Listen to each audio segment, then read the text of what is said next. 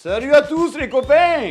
On se retrouve pour une nouvelle recette. Aujourd'hui, on va attaquer un grand classique de la cuisine française, la tarte tatin. Oui, vous me connaissez. On va un peu innover.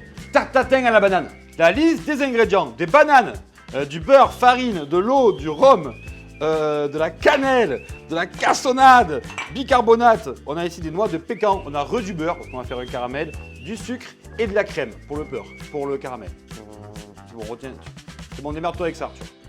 Alors oui, bon, vous allez me dire, c'est pas une vraie tatin. C'est plutôt un appareil à manquer avec la méthode d'une tarte tatin. Débrouillez-vous avec ça. Ben, du coup, c'est pas grave. Première étape, on va réaliser un caramel au beurre salé. Alors dans notre première étape, d'abord, on prend une petite casserole. On va mettre le sucre à l'intérieur avec de l'eau et on va cuire jusqu'à l'obtention d'un beau caramel. Caramel de couleur brune à peu près. Je sors du feu pour éviter les accidents. Je mets la crème au fur et à mesure en 2-3 fois. Pas d'un coup, sinon ça fait trop de projections. Et le but, c'est pas de se brûler, les copains. On fouette bien. Et ensuite, hors du feu, je vais ajouter des petits cubes de beurre demi-sel pour avoir un caramel beurre salé, qui est pas bête. Et je rajoute aussi un peu de fleur de sel. Je prends mon moule à manquer. C'est un moule du coup qui s'enlève sur les côtés, vous savez, un petit bitonio, hop, et on le décroche des côtés. Pas besoin de démouler le gâteau. Ce moule à manquer, je mets un papier sulfurisé au fond. Je vais venir couler mon caramel sur tout le fond de mon moule à manquer. Je coupe les bananes en deux dans le sens de la longueur. Hop, la banane elle est coupée. Et je mets le côté plat vers l'extérieur. Et je mets tout un fond de banane.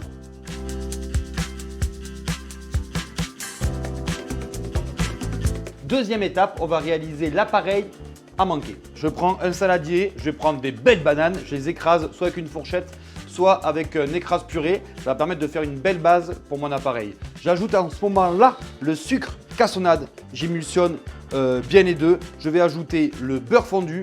On peut aromatiser à ce moment-là avec du rhum, parce que moi je suis un alcoolique. On peut aussi aromatiser avec de la cannelle, hop, et un peu de bicarbonate. Ça, c'est pas pour assaisonner, c'est pour nous aider à faire lever la pâte. J'ajoute les œufs, je mélange bien, jusqu'à avoir un appareil assez homogène. Et là, il nous manque quoi? Il nous manque évidemment de la farine pour lier cet appareil et avoir le côté pâte. Je mets la farine. Et là, c'est ma petite astuce à moi, les copains. Je rajoute dedans de la noix de pécan hachée, ce qui va ramener du croquant, beaucoup de saveur. Et noix de pécan, banane, caramel, ça marche très bien. Troisième étape de la recette.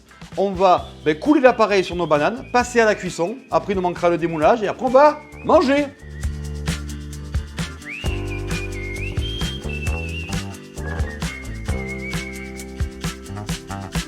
Au four la tatin, on fait la tatin.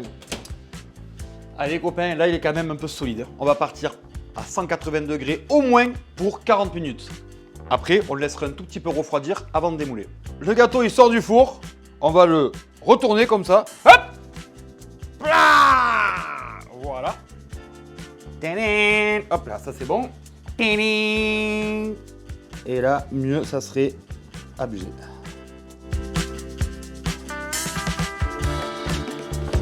Pour la dégustation, ben je déguste pas.